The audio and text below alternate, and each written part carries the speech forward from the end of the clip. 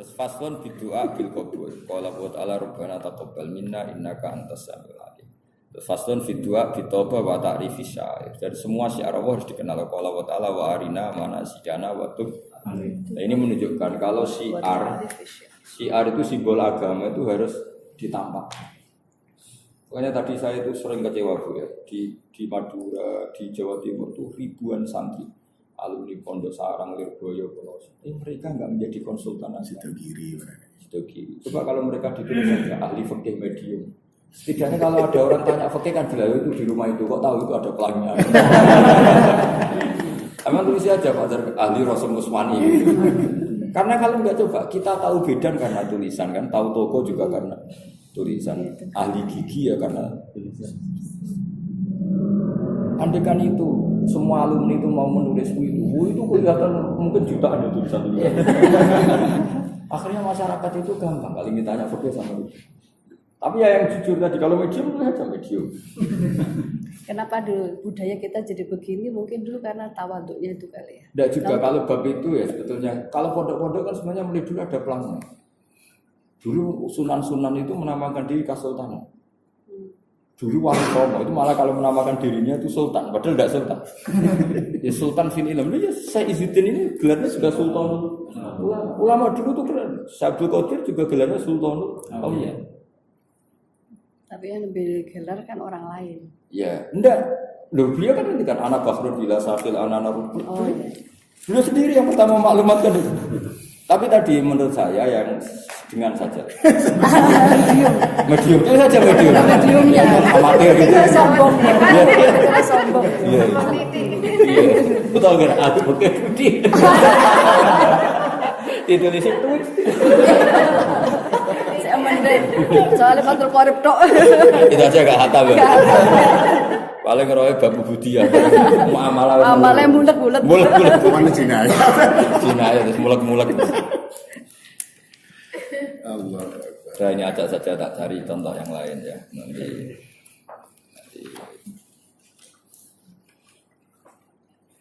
Nah sekarang ini masalah nahi mungkar nomor itu 188.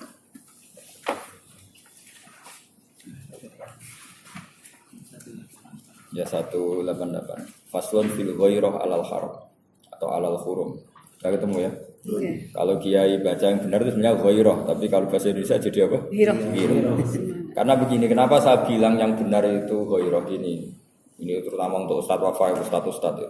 Masdar itu aslul mustaqqat. Jika masdar itu enggak kena i'lal. Jadi harokat munasabat atau i'lal itu hanya untuk selain apa? Masdar. Kalau masdar enggak usah. Makanya tetap faza yafuzu fauzan apa? Faza yafuzu fauzan padahal ada wawu. Harusnya kan fuzan. Saro yasiru ya tetap sairon, enggak boleh dibaca siron meskipun ada ya. Karena masdar itu aslul mustaqqat sehingga enggak kena apa? I'lal. Makanya Simai ya. Iya, selain simai ya memang dia enggak kena i'lal. Mestinya kan ada harokat munasabah. Tapi kalau master nggak kena, makanya tetap faza ya fuzu fauzan, khofa ya khofu khaufan. Nah kalau yang memang fu'lan, yang memang tola ya tulan, bukan karena apa ya memang fazanya fu'lan. Nah, makanya goro ya goro karena tidak berubah di munasabah jadi giro. Bahasa Arabnya loh ya, kecuali sudah ada di bahasa Indonesia memang jadi giro. Lah ghairah itu maknanya perasaan tersinggung ketika ada keharaman. Jadi itu untuk menjaga kehormatan. Tapi bukan karena terus kita anarkis, tidak itu atau menjaga apa? Kehormatan. Saya baca. Laisa alal hurum mengatasi barang-barang sing terhormat. Sebenarnya makna haram itu bukan haram. Kalau orang Jawa itu kan ada konsensus ya, bilang haram itu sesuatu yang enggak boleh. Sebenarnya kalau orang Arab itu kebalikan Mas Arkasi. Orang Arab bilang haram itu sesuatu yang mulia. Makanya bilang haromen itu kan. Masjidil Haram. Orang Jawa bilang haram. Jadi sebetulnya misalnya pidato gini itu benar. Wabil khusus Dr. Zarkasi Al-Muharram itu boleh. Al-Muharram. Aku orang kejadian itu. Kayak hewan tertentu saja. Karena itu di Haramul Makkah, Haramul Madinah. Fakih oriented masyarakatnya, haram lawan kata halal. Ya, jadi kalau bahasa di Quran itu tidak mesti. Fakih oriented. Tapi sebetulnya bahasa Arab itu juga karena tadi kebanyakan dibuang. Jadi tanah haram haruma intihakuhuma. Jadi haram merusak kehormatan Mekah Madinah. Asalnya itu. Jadi misalnya babi itu haram, maknanya mamnu. Jadi sebenarnya haram itu kan mamnu, sesuatu yang dilarang. Kalau haram Makkah berarti haram diinjek. Haram diinjek ke kehormatan. Makanya kalau namanya istri itu harim. Orang lain tidak boleh atur, tidak boleh nyentuh. Makanya disebut harimur rajul itu zaujatuh. Paham ya? Jadi itu asli bahasa. Kalau baca Bismillahirrahmanirrahim. Qala Rasulullah sallallahu alaihi wasallam, "Laisa min ahadin aghyaru min Allah min ajli dzalika haramal fawahish." Allah itu zat yang paling mudah tersinggung. Sehingga saking mudahnya tersinggung ketika ada orang melakukan keharaman itu Allah punya ghirah. Cek mentalane, mangan rezekiku, manggon bumiku kok aku dilanggar. Itu namanya apa? Namanya apa? Ghirah. Cemburu. Ya cemburu.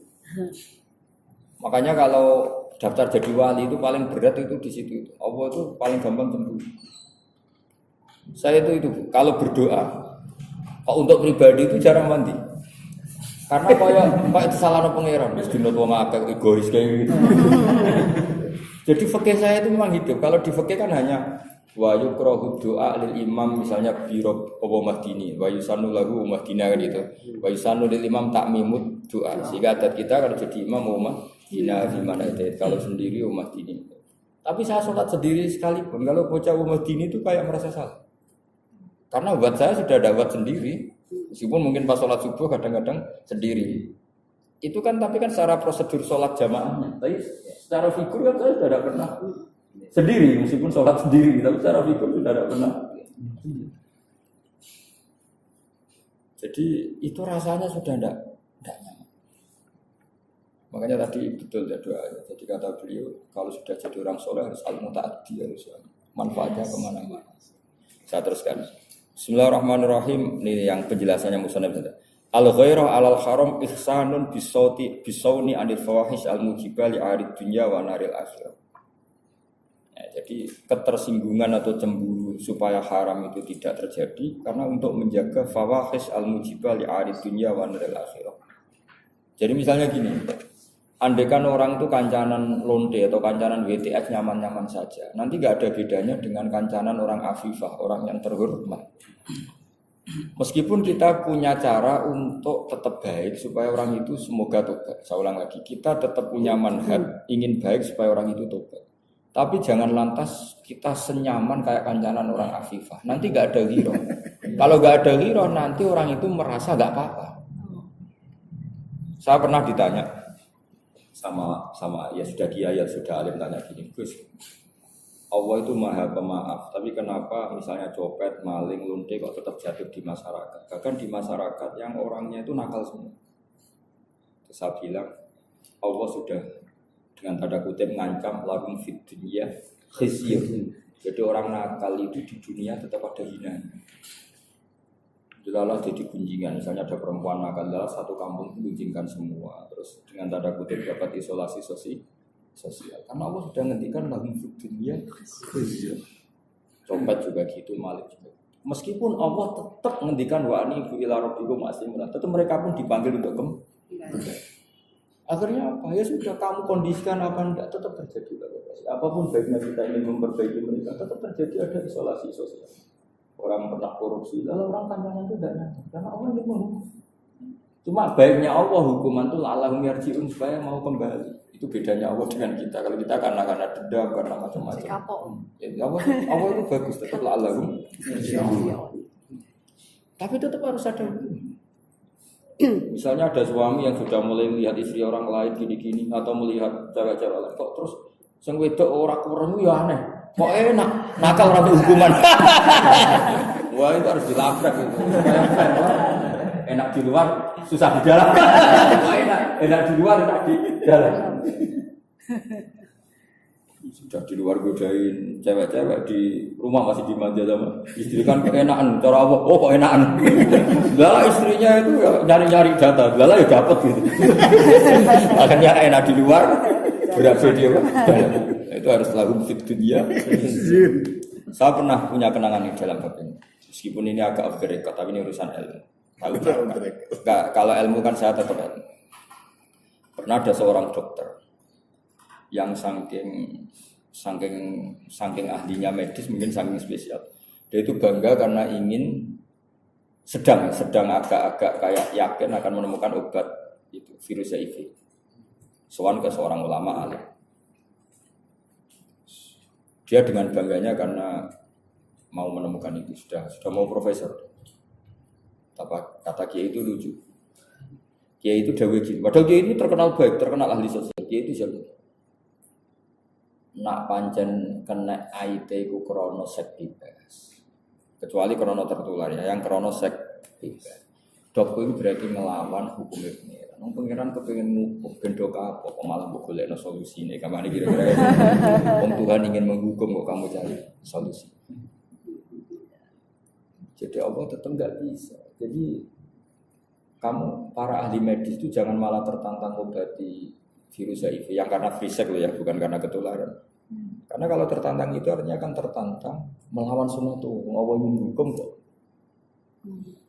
Tapi tetap Allah ingin nyala alam yarjun ya, jangan salah paham. Allah itu beda dengan orang-orang ekstremis. Kalau hukum itu ingin supaya orang itu kembali, bukan hukum yang karena kebencian.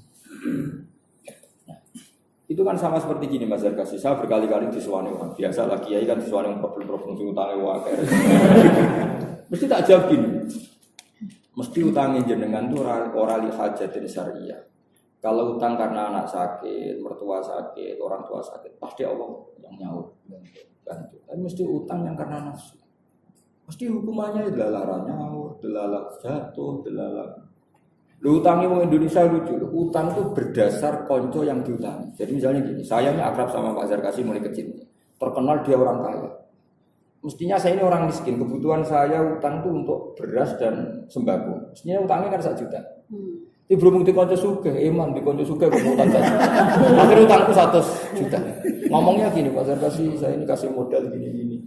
Jadi utang itu 1 juta ini berdasar menyesuaikan yang diutang. Yang diutang utang. Nah utang seperti ini aku yakin Allah akan menghukum lala resonya. Mas Zarkasi teman akrab ya terus putus. Jadi kalau utang karena hajatin syariah apa? Hajatin anak saya sakit, kelas orang miskin misalnya harus puskesmas utang 1 juta. Itu pasti Allah yang nyala. Atau kalau Mas Zarkasi yang nagih itu pengiran malah nyalano sing utangi. Wong konco akrab utang ya kadarnya segitu aja kok Ceritanya. Fala dirotun Jadi gitu loh. Jadi ya fikih itu jelas aturan mainnya. Kalau kita utang di hajatin syariah itu mau iso-iso sing disalahno sing utangin anak dhewe. Jadi jelas. Nah, sekarang orang itu utang karena nafsu. Di relasi ning bank sing iso dijak kong kali kong. Akhirnya utang banyak. Kenapa utang banyak? Mumpung duwe konco dadi direktur. Seringnya kan jadi utang banyak semuanya nafsu. Bareng wis oleh matur kiai kan gitu. Kiai matur. Aku mesti jawab, ra iso. Lho jenengan dungane bantis, tapi ra kabulku. Nah, itu pantasnya untuk hukuman. Ya ngomong fair saja daripada repot. Daripada salah doanya. Iya. Salah doa. Pada-pada udah donga mandi ora kanggo kon. Ternyata betul dia cerita. Jadi dia itu tidak pengusaha karena punya teman pengusaha terus bergaya. Mudah karena tadi temannya ngutangi sambil dia. Itu kalau kamu investasi di sana tak mudah ini. Yang namanya enggak ahli kan hanya berdasar tomat tadi loh Mas. Nah bayangkan kalau se-Indonesia rata-rata gitu. Ingin jadi pegawai di kementerian tertentu karena berdasar relasi ingin jadi apa? Kan itu sumber. Di keuangan ya sama. Ngeri repot. Makanya agama itu aturannya jelas. Kata Rasulullah orang yang utang dan niat nyaur, maka Allah yang akan nyaur kan. Qadallahu kan. Tapi utang kita kan seringnya tidak seperti itu. Berdasar yang diutang itu kan. Jadi misalnya saya punya teman gubernur, kebetulan teman saya mulai kecil. Kan lucu misalnya, utang 1 juta. Hanya karena saya gak punya mesti itu salah ngomong akal. Lu utang gubernur ngomong 1 juta. Padahal itu yang dibenarkan syariat atau itu yang dibenarkan. Tapi itu salah ngomong akal. Mumpung. Haji mumpung. Lah yang seperti ini tuh Allah enggak. Makanya siapa yang utang harta orang lain, aroda itlafa, yang ingin menilap, maka atlafa hukum akan dirusak oleh Allah. Jadi orang bangkrut di Indonesia itu rata-rata lahum fid dunya khizyun, karena tadi sebenarnya nggak mainan. Coba ada kontraktor kelas ecek-ecek kabupaten, gara-gara punya teman di pusat terus nangani proyek nasional, itu berdasar kroni, berdasar kemampuan. Kroni kan karena dia punya teman di pusat, padahal kontraktornya dia kelas kabupaten. Wah mesti khizyun, entah lala gak layak, entah kena dis, entah pokoknya lala. Ya Allah itu punya adat lahum fid dunya khizyun. Jadi satu kesalahan itu pasti ono inane. Sebab dia bentuk kayak tadi, suami semain di luar, lala bojo ya keren, lala ya ono kancane sing ngonangi, ono sing laku. Karena Allah ndak ingin enak di luar, enak. Jadi harus berhati-hatilah. Gak ada enak di luar. Itu lahum fid dunya khizyun. Makanya sahiran dari Allah itu satu. Allah itu zat yang paling bisa memanage. Allah itu mengharamkan orang ngerasani. Hak ngerasani orang itu haram, gunjingan orang haram. Tapi kalau Allah menghendaki orang ini jatuh, lalu satu kampung itu ngerasani semua. Dan lucunya lagi, semoga mereka tidak dosa, karena kayak spontan, kayak jadi masif. Itu Allah. Jadi kalau kita ngerasani berjamaah. iya, terus delala orang itu kayak gak sadar. Justru itu menjadi sebagian gak dosa karena sudah kayak tidak sadar.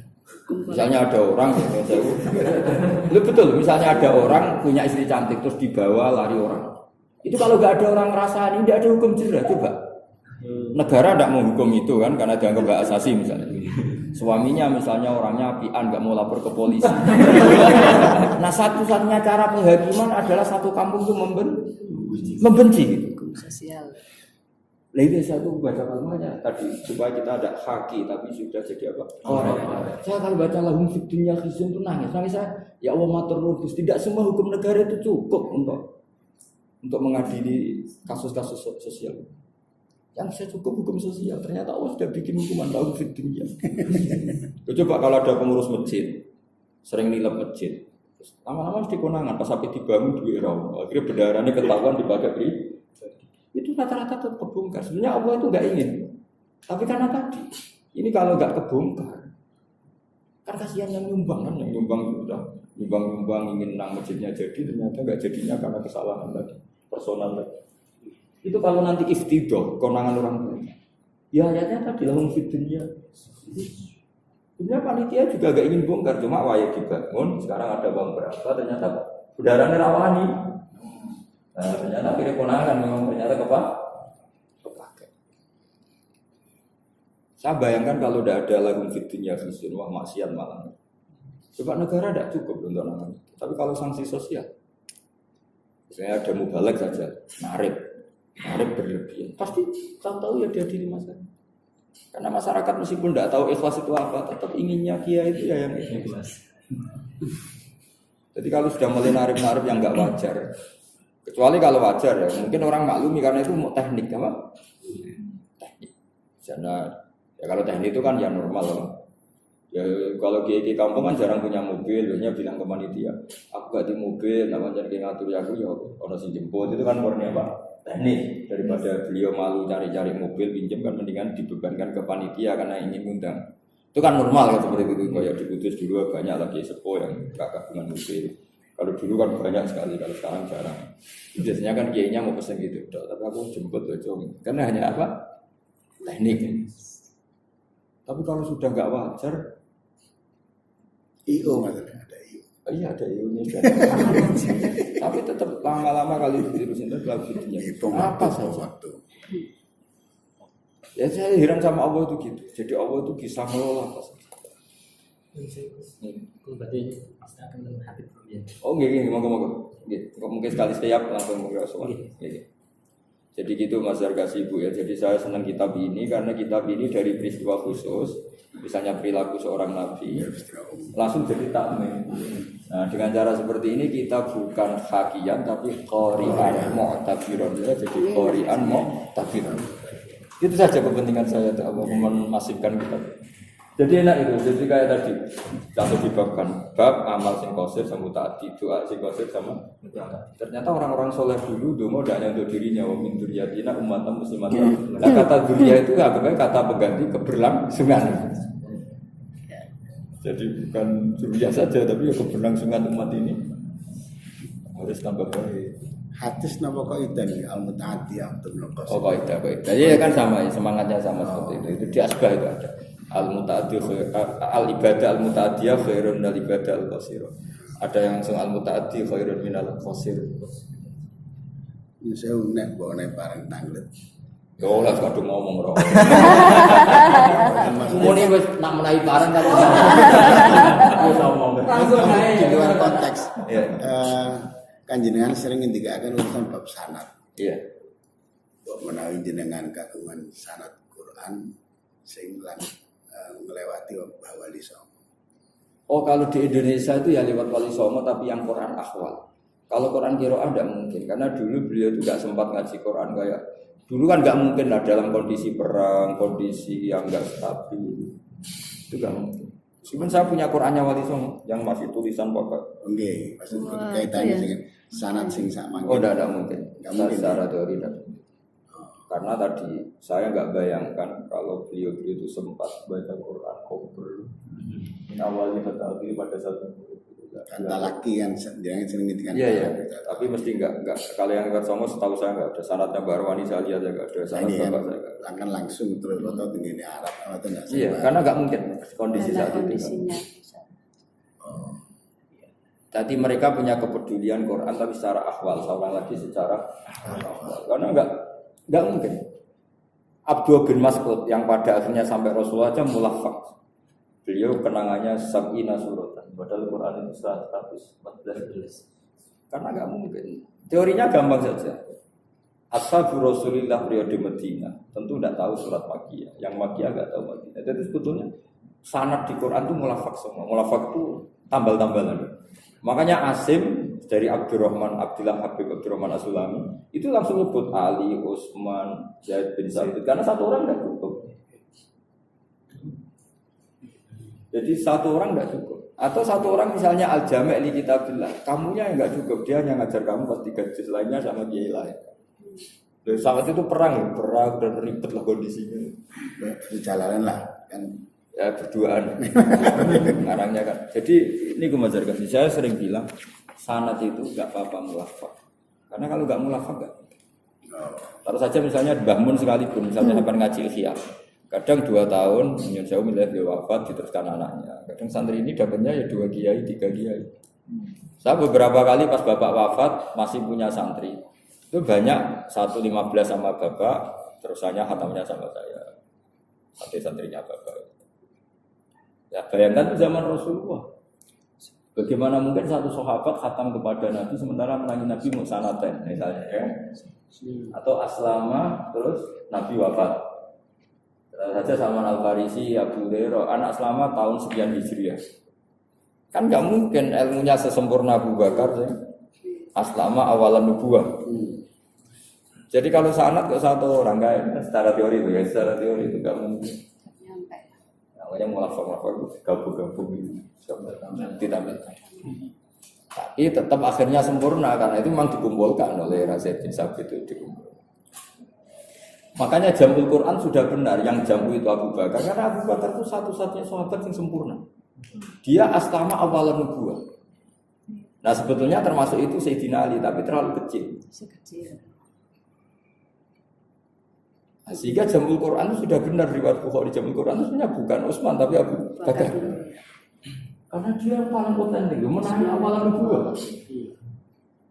Dan tidak pernah minta. Makanya kata Rasulullah, saya tidak pernah mendawai seseorang kecuali ada nakbah illa Abu Bakrin gitu juga. Kan tidak pernah mengalami problem Nabi. Kemudian Nabi pertama cerita kalau beliau Nabi langsung amanah bihi wa sadaqahu itu hanya Abu Bakar. Sebenarnya termasuk itu Ali tapi itu kecil. Termasuk itu lagi dunia Khadijah, bahkan dia iman ke bulan buah. Umur Khadijah umur 40, Nabi 25 itu dia mau nikah karena sudah ngerti ini calon Nabi. Kayak dengan ini calon orang prospek. Kalau enggak di prospek-prospek kan. Tahu. Terus kok tahu. Nah, jadi semua tarikh sepakat sampai Khadijah kirim Maisarah karena ini calon nabi. Artinya kalau fair-fairan, awaluman amanah mutlakon sebenarnya Khadijah. Cuma terus ada hukum adab, maksudnya awaluman amanah minar rijal Abu Bakar wa minan nisa Khadijah wa minas sibyan Ali, itu kan kompromi supaya orang itu merasa awal semua. Bisa bikin awal. Nah, sebetulnya kalau awaluman amanah mutlakon itu menangnya harusnya Khadijah. Logikanya gampang. Pertama yang diciptai Nabi ketemu Jibril itu Khadijah, bukan Abu Bakar. Iya. Jenenge bojo. Logikanya mutlakon ya. Tapi ulama dulu punya adab seperti minar rijal, minan nisa, minas sibyan. Jadi dulu sudah ada kearifan, ilmu pun diarif-arifkan. Sebenarnya ilmu kan tidak perlu begitu. Tapi ya ini kan etika. Sebenarnya kan, iya kalau fair-fairan jelas Khadijah. Yang pertama Nabi cerita dasyiruni, zamiluni itu Khadijah. Dan ketika Nabi lakot khasyitu ala nafsi, saya khawatir ini. Sudah kamu tenang saja, malah Khadijah sempurna. Ini saya nantikan lama. Khadijah cuma mama sudah jadi Nabi atau orang. Karena ditunggu 15 tahun. Karena Nabi umur 25. Jadi Nabinya umur 40, 15 tahun. Dari alamat yang didapatkan zaman Nabi Joko, orang Nabi-Nabi.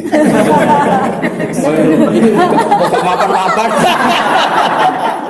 Aduh dinikahin. Sudah kadung nikah.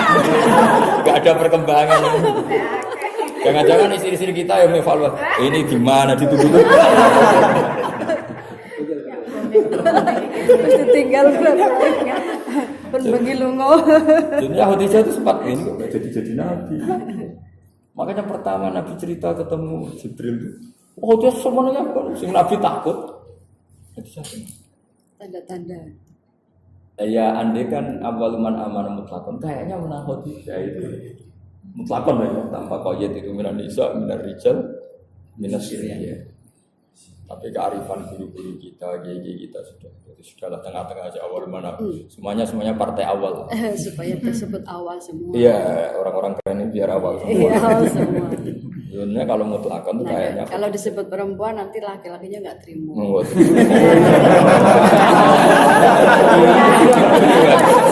Sukanya gitu saja, sukanya gitu biasanya. Oh, jadinya gitu ya. Ini sudah tidak adil. Jadi Korea. Kalau di bab itu cerdas. Memang itu cerdas. Yang gender. Kayaknya memang dohirnya gitu. Nah termasuk Waraqah bin Naufal sebetulnya. Tapi kan beliau gak menangi Nabi Dawud. Dan beliau juga tasdik langsung. Ketika Rasulullah diajak ke Waraqah langsung bilang, wah sayang aku istuwajah. Sajanya aku ingin bela kamu ketika kamu diusir dari kaum kamu. Langsung menghentikan. Ya dia kan amanah. Iya. Gimana Samun? Oh, emang langsung lewat sini, putar. Udah Habib ya. Enggak. Nah, Habib. Ya,